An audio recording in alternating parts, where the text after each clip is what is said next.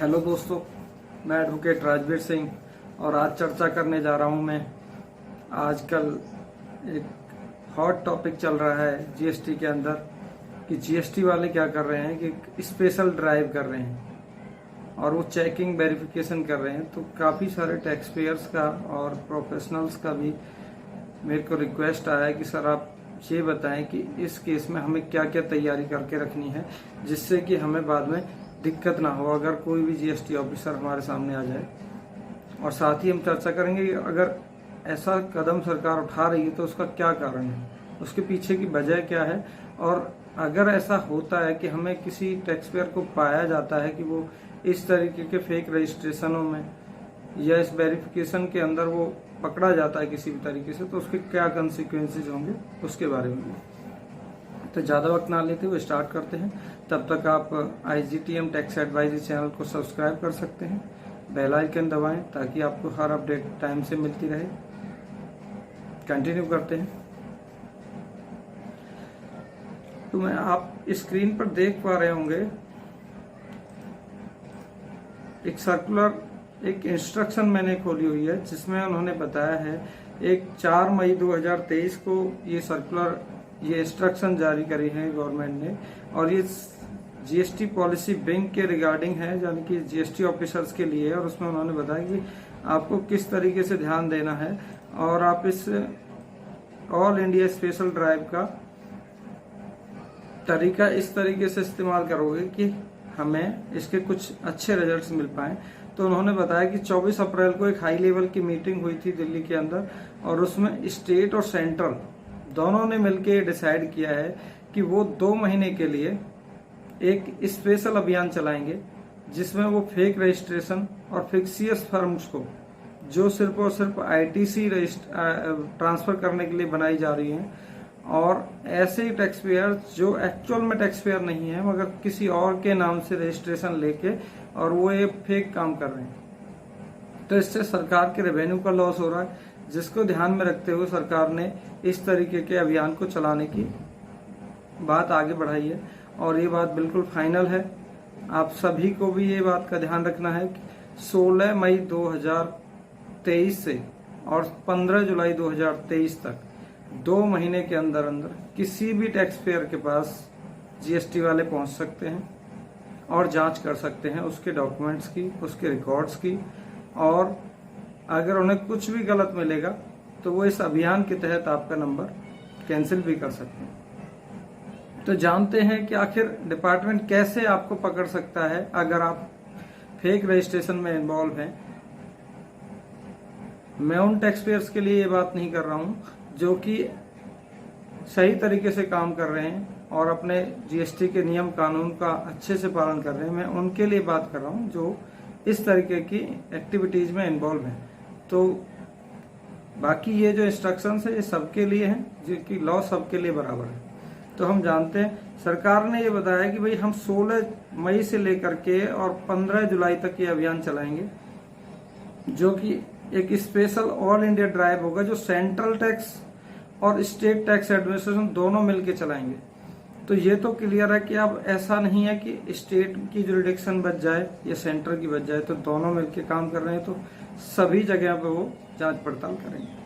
उसके बाद उन्होंने गाइडलाइंस भी जारी करी, भाई आपको डाटा कैसे मिलेगा, आप क्या हर एक टैक्स पेयर के पास जाओगे। तो आपके इस क्वेश्चन का मैं आंसर दे देता हूं कि वो हर एक टैक्स पेयर के पास नहीं जाएंगे, मगर उनके पास जो डाटा आएगा GSTN से या फिर DGRAM उनकी जो साइट है, या उनके पास डिफरेंट टूल है, उनसे सेंट्रल टैक्स जो अथॉरिटीज हैं वो डिटेल्स निकालेंगी। और साथ ही उन्होंने कहा कि भाई जो आपने पास्ट डाटा लिए हुए हैं ह्यूमन इंटेलिजेंस से, यानी कि आप लोकल फील्ड में जाके चेक कर सकते हो, तो वहां से भी वो डाटा निकाल सकते हैं। उन सभी टैक्स पेयर्स पे वो सर्च करेंगे और उनको उनके डॉक्यूमेंट्स, उनकी जो फर्म है उनकी एग्जिस्टेंस के बारे में जानेंगे।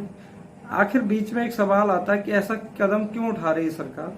तो अभी पिछले ही महीने सरकार को ये पता लगा, सरकार के कुछ जीएसटी ऑफिसर्स को, गुजरात के अंदर काफी सारे ग्रुप्स ऐसे इन्वॉल्व थे जिन्होंने लेबर क्लास लोगों के आधार कार्ड लिए और उनको ई मित्र हेल्पलाइन से या ई मित्र सेंटर से उनके OTP वगैरह की प्रोसेस करा के GST रजिस्ट्रेशन लिए गए।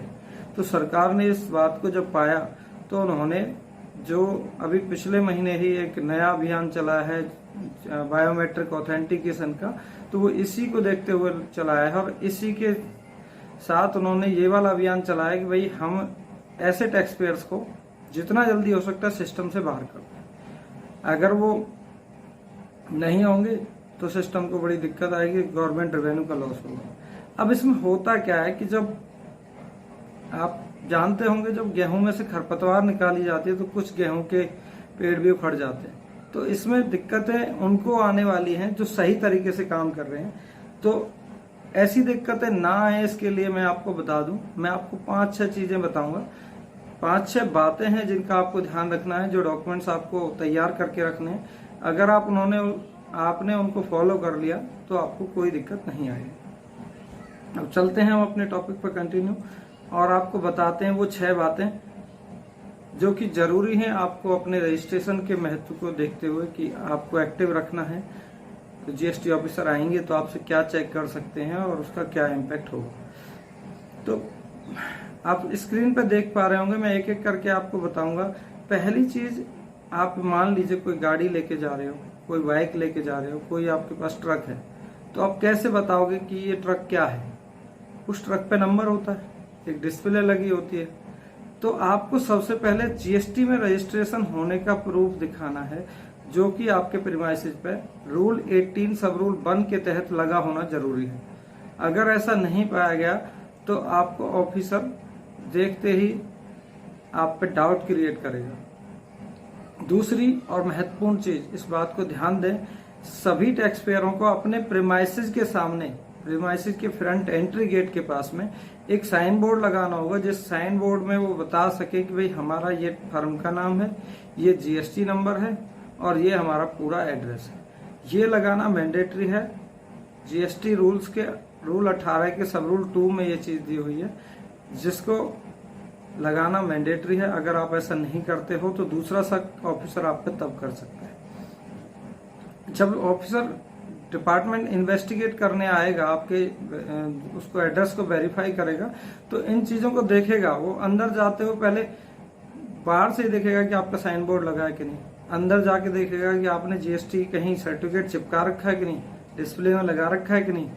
अगर ये दोनों चीज नहीं है तो आपको प्रॉब्लम आ सकती है। तो ऐसे केस में वो आप पर 50,000 रुपए की पेनल्टी लगा सकते हैं, क्योंकि GST में इन रूल्स के लिए कोई स्पेसिफिक पेनल्टी नहीं दे रखी, मगर एक सेक्शन 125 है जिसमें 50,000 रुपए की पेनल्टी किसी भी गलती के लिए, किसी भी उसके लिए कॉन्ट्रावेंशन के लिए लगा सकता है ऑफिसर। तो आपका इसमें नुकसान हो सकता है। तो इस बात को आप जैसी वीडियो खत्म होगी आप चेक करके इन बातों का ध्यान रखें। अब मैं तीसरी बात करता हूं, जब आपने रजिस्ट्रेशन लिया होगा तो आपने कोई डॉक्यूमेंट दिया होगा जिसके बेसिस पे आपने बताया होगा कि मेरा प्रिंसिपल प्लेस ऑफ बिजनेस ये है। तो आपको कोई रेंट एग्रीमेंट जो आपने दिया हो या फिर कोई NOC या आपकी रजिस्ट्री की डीड वगैरह, जो भी डॉक्यूमेंट उस एड्रेस को जस्टिफाई करती हो, उसको वहां पे रखना इन ओरिजिनल फॉर्म मैंडेटरी है, क्योंकि वो ऑफिसर आपसे वो मांग सकता है। उसके साथ ही आपको अगर रेंट एग्रीमेंट आपका है तो बिजली का बिल भी आपको साथ में रखना मैंडेटरी, क्योंकि वो ओनरशिप प्रूफ को दर्शाता है, तो वो भी आपके लिए काफी जरूरी है। उसके बाद आपको एक मेजर चीज ध्यान रखनी है कि आपके सारे बुक्स ऑफ अकाउंट, यानी कि सेल, परचेज, बैंक, आपका स्टॉक रजिस्टर, सबसे जरूरी स्टॉक रजिस्टर है, जिसके बारे में कोई बात नहीं करता है। स्टॉक रजिस्टर आपके अगर प्रीमाइसेस पे नहीं है, अगर आप गुड्स की सप्लाई कर रहे हो या मैन्युफैक्चरिंग कर रहे हो, तो स्टॉक रजिस्टर आपको मेंटेन करना मैंडेटरी है, क्योंकि हर GST ऑफिसर को पता है कि 10% GST रजिस्ट्रेशन वाले ही इस रजिस्टर को मेंटेन करते हैं। वो सबसे पहले आपसे सारी चीजें ठीक होंगी तब भी मांग लेंगे स्टॉक रजिस्टर दिखाओ। जब आप वो नहीं दे पाओगे तो कहेंगे कि जी परचेज के बिल दिखाओ, फिर कहेंगे सेल के बिल दिखाओ, क्योंकि कुछ तो होगा। तो आप कहोगे कुछ नहीं, तो इसका मतलब आप कोई काम नहीं करते, आप सिर्फ और सिर्फ बिल का काम करते हैं। इस बात के बेसिस पे वो आपको बोगस फर्म, फेक फर्म का ठप्पा लगा। उसके साथ ही आप अगर आपके बैंक अकाउंट की डिटेल्स हैं तो वो भी आप वहाँ पर रखिए, क्योंकि जब बुक्स रखनी है तो बैंक अकाउंट डिटेल भी रखनी है। और साथ ही आपको ये भी ध्यान रखना है कि आपके जीएसटी पोर्टल पे जो एक जियो कोडिंग करके नई एडवाइजरी आई थी 2 महीने पहले, उसका भी ध्यान रखना है। आपने उस अपने एड्रेस को उस जियो कोडिंग के हिसाब से अपडेट कर दिया। अब आप पूछोगे कि भाई अगर हमने ऐसा नहीं किया या कोई गलती कर दी इन चीजों को रखने में तो क्या हो सकता है? ये हो सकता है कि ऑफिसर आएगा, आपके यहाँ डिटेल्स चेक करेगा और उसे ये लगेगा कि भाई मैं तो यहाँ पे आपकी सारी डिटेल्स है ही नहीं, तो उसे जरा भी शक होता है कि आप एक फिक्सियस फर्म हो और आप यहाँ पे कोई काम ही नहीं कर रहे, नॉन एग्जिस्टेंस है आपकी, तो वो नॉन एग्जिस्टिंग के बेसिस पे आपके ऊपर सेक्शन 29 में कैंसिलेशन की कार्रवाई कर देगा। सेक्शन 29 कहता है कि यदि कोई टैक्स पेयर नॉन एग्जिस्टेंस पाया जाता है तो ऑफिसर के पास पावर है कि वो उसका जीएसटी रजिस्ट्रेशन कैंसिल कर सकता है। अब उसके साथ ही क्या कर सकता है, आपने कोई परचेज कर रखी होगी, आपके पास इनपुट टैक्स पड़ा होगा, वो एट द एंड या एट द टाइम आपका वो क्रेडिट लेजर भी ब्लॉक कर सकता है, एज पर रूल 86A जो कहता है कि ऑफिसर आपका क्रेडिट लेजर ब्लॉक कर सकता है। और ये सारी चीजें होने के बाद वो क्या करेगा, शाम को अपने ऑफिस जाएगा और सरकार के दिए इंस्ट्रक्शन के मुताबिक जो फॉर्मेट सरकार ने उनको दिए वो सारी डिटेल्स, सारे जीएसटी नंबर्स की डिटेल जो भी उसको फेक पाए जाएंगे या फिक्सियस पाए जाएंगे या नॉन एग्जिस्टेंस पाए जाएंगे, उनकी डिटेल वो अपने हेड ऑफिस को भेज देगा। जो एक कोर टीम उन्होंने इस अभियान के लिए चलाई गई है, तो डेली की डिटेल्स उनको अपडेट करनी है इस फॉर्मेट में, जो कि आपके सामने एनेक्चर ए, एनेक्चर बी और एनेक्चर सी दिख रहा है। इनका डिफरेंट सिनेरियो है। ये जीएसटी ऑफिसर्स के लिए इम्पोर्टेंट है, टैक्स पेयर्स के लिए नहीं। मगर जो ऊपर कही गई बातें हैं उनको मैं एक बार फिर से रिव्यू कर देता हूं आपके सामने कि आपको सबसे पहले अपना जीएसटी का सर्टिफिकेट अपने एड्रेस पर लगाना है, चाहे आप प्रिंट निकाल के चिपका दो। साथ ही साइन बोर्ड लगाना है, उस पर आपका नाम, एड्रेस, जीएसटी नंबर होना चाहिए, ओरिजिनल रेंट की आपके पास कॉपी होनी चाहिए, ओरिजिनल इलेक्ट्रिसिटी बिल होना चाहिए, जहां तक हो लेटेस्ट होना चाहिए तो ज्यादा अच्छा रहेगा। उसके साथ ही आपको सारी बुक्स ऑफ अकाउंट, यदि आपके किसी प्रोफेशनल के पास या किसी घर पे कोई किताबें रखी हुई हैं तो उन किताबों को 2 महीने के लिए अपने प्रीमाइसेस पर रखें और शांति प्रिय तरीके से बिना घबराए हुए, अगर वो जो भी डॉक्यूमेंट दिखाता है तो वो मांग सकता है, उसे दिखाएं और उसे संतुष्ट करें कि भाई आपका काम चल रहा है। तो इन बातों का ध्यान रखें तो आपको इस स्पेशल ड्राइव के तहत कोई दिक्कत नहीं आएगी। भाई जो नॉन जेन्युइन फर्म है, जो ऐसा काम करती हैं, उनके लिए तो ऑलवेज समस्या है। और जीएसटी वाले चाहते हैं कि भाई वो अगर सिस्टम से जाएंगे तो कुछ जेन्युइन टैक्स पेयर रहेंगे तो उनका भरोसा बढ़ेगा और इस तरीके की समस्या भविष्य में नहीं आएंगी। तो इन बातों का आपको ध्यान रखना है और आपको जरा भी पैनिक नहीं होना है। और in future best of luck for your days. 2 महीने ध्यान रखें, उसके बाद सारी चीजें नॉर्मल हो जाएंगी। इस वीडियो को देखने के लिए धन्यवाद। अगर टॉपिक अच्छा लगा हो तो लाइक करें।